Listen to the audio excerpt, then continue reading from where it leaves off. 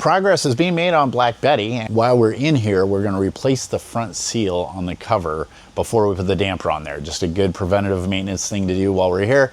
And the old one looked like the seal was actually gouging into the damper. So really good news that we're taking the time to do some extra work while in here doing this rack and pinion. It's going to save us quite a bit. But when I went to the parts store and ordered it online, I didn't get the right front seal. Fortunately, we have a great deal with O'Reilly and they're right across the street. Called them up and they're delivering one as we speak. So here, I'll get started in a couple minutes. We'll swap out that front seal and get going on putting this damper in and moving forward.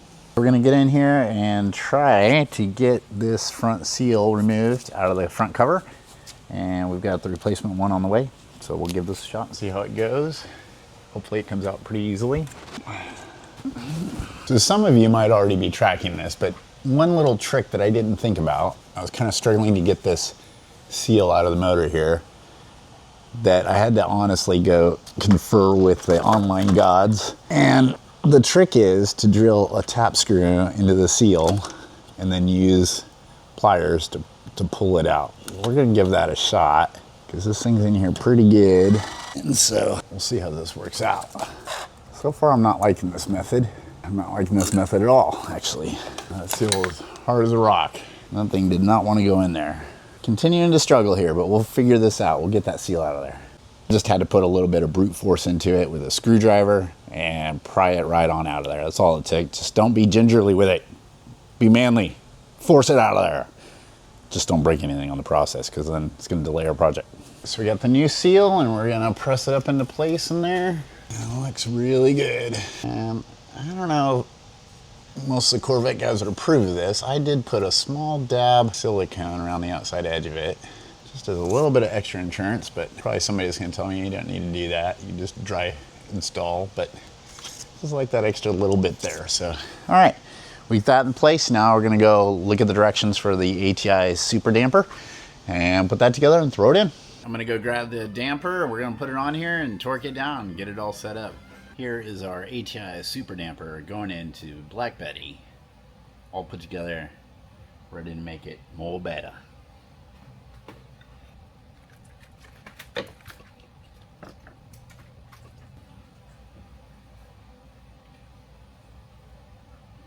right.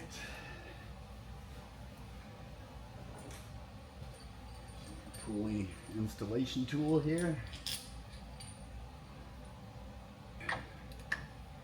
Take our time here.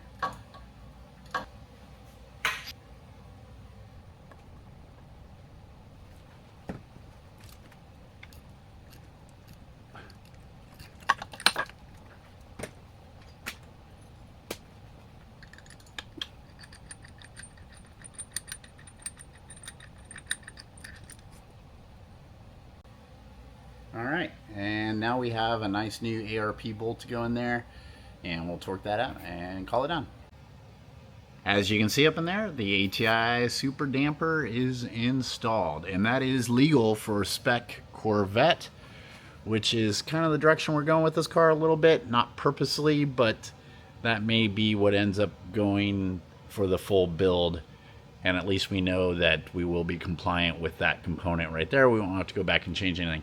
And as you can see, it's a lot easier to do if the rack and pinion is out of the car. So it was kind of a target of opportunity while we're fixing that up and taking the leaky one out and putting the turn one unit in. We'll get that installed tomorrow.